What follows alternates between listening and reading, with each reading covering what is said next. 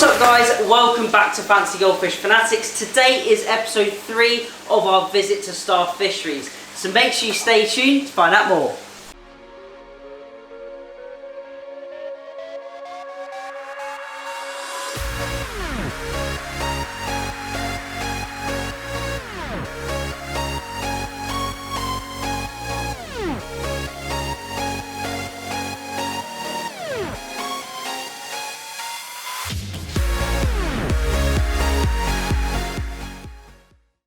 Hey Fanatics family, welcome back. As always, check out our links in that description box below. Make sure you check out our Facebook page and check out our sponsors as well. Today is episode 3 and this is the final episode where I'm at Star Fisheries today, and finally we are going to be selecting a few oranda for my personal aquarium. Now I am currently in the second fish house. You hopefully would have seen the video we did on the first fish house and the second fish house, but today we're going to be focusing just on a few oranda that I really like, and these are superb quality fish. What I'm going to do is I'm going to show you them in their ponds in the top down view, then we're going to get them in the viewing tank. I'm going to be looking at the positives and the negatives to each fish, and also why I'm selecting them for my personal tank. So without further ado, let's check them out and I'll show you some absolutely stunning fish. But let's head over to the pond where these oranda are. You would have seen in the previous video we have a few really nice quality ranchu in here, as well as the 2 oranda I am considering for my personal collection. Now we've just got them bowled up in this Japanese floating basket. Hopefully you can see here. I'm just going to get a quick video shot of them here in this top down position before we transport them over into the viewing tank. As you can see here, we have the 3 ranchu, the panda ranchu, the kirin, and the larger kirin. And then we have 2 oranda which I have picked out, which I thought were absolutely stunning. So first of all, you can see we have this kirin oranda here. Lovely wen growth from the top, really nice body structure, and that orchid tail. Next up, we have another oranda, absolutely monstrous jumbo wen growth on the top of this. Really nice finish. Obviously we've got this sumi in the fins, this black in the fins. This is unlikely to stay as sumi or black. It's quite a unstable color, but we'll see how it gets on. So now we've had a little top view look at these fish in the Japanese floating basket. Let's get them in the viewing tank and have a little side look at them. As you can see, we have these 2 absolutely huge oranda in the viewing tank here. We have this lovely red or orange oranda, and then we also have this kirin oranda as well. Now, first off, you'll see that these are absolutely huge fish, really big size. When I hold them in my hand, they're, I would say, 6 to 7 inches quite comfortably.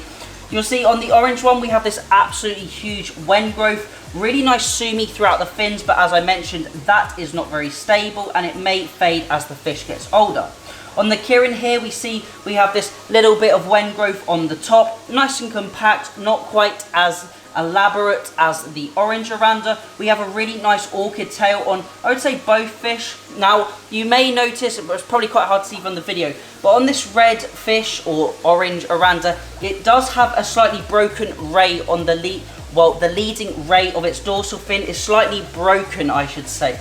Now, obviously, when transporting really large fish, you may end up with some fish damaging themselves or injuring themselves, and this is part of the process. And obviously, this fish has damaged itself during that shipping, so it needs a little bit of TLC to get it up to where it would look best. Get that little ray repaired. It's sometimes hard to tell if that ray will join back together or whether it will stay broken throughout its life. However, I would say the kirin oranda is in absolutely perfect condition and an absolutely great example of a fish.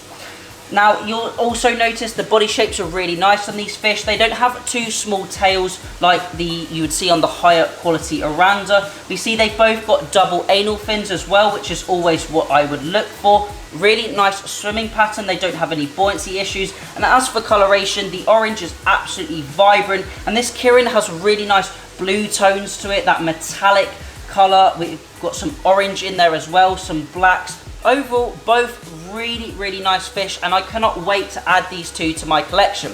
So I'm going to be selecting these 2 fish today. We're going to be heading back home. I'm going to acclimate them to the tank, And then after I'm acclimating them, I'll show you what I do for the acclimation process, talk a little bit more about it. So we're going to bag these fish up now, and I'm going to catch you when I get home. Here you can see we are just having a quick look at the Oranda before we place them into the bag, ready for their trip home. As you can see, the orange one is absolutely beautiful. Likewise is the Kirin. Really nice shape to these fish. Really nice tails, good head growth, and overall I'm really pleased and cannot wait to get these into the tank.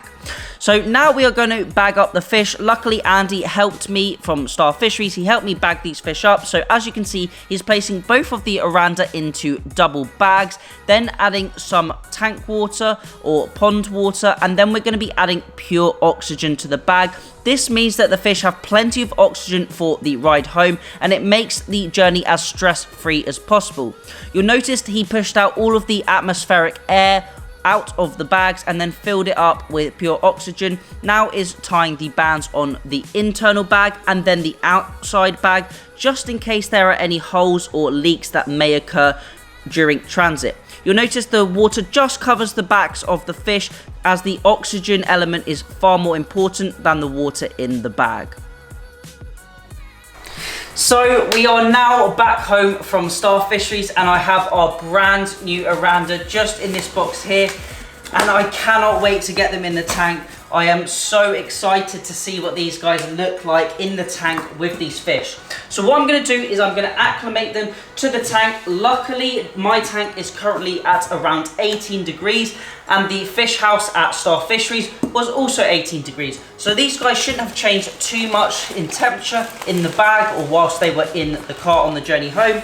But I'm hopefully going to lift this up. It is a very heavy bag. Hopefully you can get a close look at the fish there. So I'm going to get those in the tank. Now I'm just going to leave those acclimating for probably 10-20 minutes, something like that. Now I do have a temperature gun, so I am going to be able to check the temperature of the bag and of the tank. Once the temperatures are stable and the same as the water in the bag, as it is the same in the tank, then I will open the bag and release the fish into the tank. Now the fish don't look too stressed out, which is really good, and that is one of the many benefits of buying from your local shop. Obviously they are trying to keep upright. They are very big fish. Now one question you may say is, hang on, why haven't you quarantined these fish? Now, generally, I always advocate in quarantining your own fish, and I would say you should always quarantine all fish, no matter where you get them from. However, looking at these fish when they were at the tanks at Star Fisheries, they looked absolutely happy and healthy. Also, another factor is I only currently have 3 Oranda in here. Now I'm going to be adding these 2 Oranda to the tank, and then I am going to be adding a couple more Oranda. Now after I've done this, I feel like I have a sizable collection, and then anything after that, no matter where it comes from, I am going to be quarantining. Now generally I find quarantining is definitely a really good way to minimize any potential risk you can bring into your tank.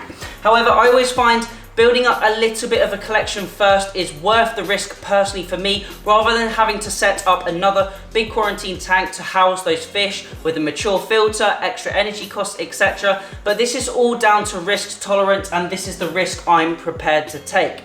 Now, I would say, as I mentioned, always quarantine all new fish, but I'm going to be taking the risk and adding these to the tank just on the source I purchased them from. And as I mentioned, I will be adding a couple more fish as well to this tank before I get onto quarantining all new arrivals. But we're going to get onto quarantine in another video. I'm going to leave these acclimating for another 10-15 minutes, so I'll catch you once they're ready to be released into the aquarium. One eternity later. Here we have the Oranda. They have now been acclimating for 15 minutes. I didn't realise, but the temperature in my tank's a little bit warmer now. It's just at around 19 degrees, 18.9 degrees. Hopefully you guys can see that on the camera, depending on the lighting. And then I also check the temperature of the bag. Normally I aim it at around the fish, and we're around 18.6 degrees, around that. Let me just check once again. Coming down. Yeah, 18.8 degrees. Hopefully you can see that on the screen. So we are very, very close in temperature. So now what I'm going to do is I'm just going to open this bag up. They have been in pure oxygen and they have been in the bag for around 2.5 hours now.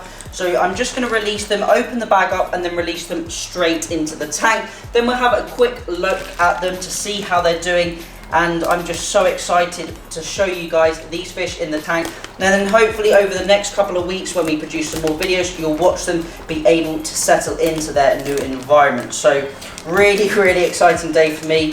Just get them opened up. As you can see, they have been double bagged just to prevent any potential holes in one of the bags from leaking out during transport and making sure we can keep that oxygen within the bag.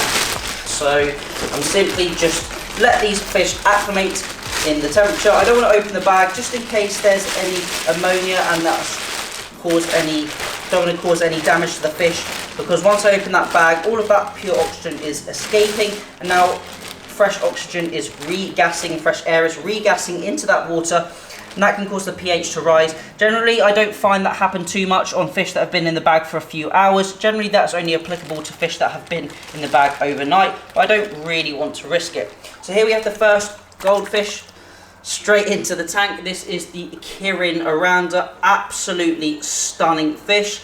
And then second up, we have the slightly bigger red or orange Oranda, however you'd like to describe it.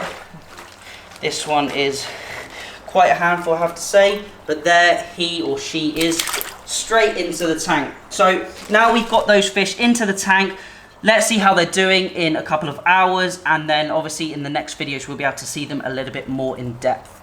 So there we have it, our brand new Oranda are in the aquarium. Big thank you to Star Fisheries for supplying these fish to me. Absolutely love them, and they are just the perfect size. They fit perfectly with the current fish I have, Nero, Clementine and Oreo. So let's try and think of some new names for these new fish. I'm gonna have a think myself, see what I'm gonna call these guys, but I have a few names in mind. Absolutely love them, superb quality, and obviously we're going to be doing some videos in the future. We'll have a little bit more of a close look to them once they've settled in and got adjusted to their environment. So I hope you have enjoyed the past 3 episodes I have done on Star Fisheries. As always, if there are any video suggestions or anything you want me to cover in the future, and also when I go back to Star Fisheries, if there's anything you want me to video, then please let me know. As always, thank you all for watching. Remember to keep those water changes up, and happy fish keeping.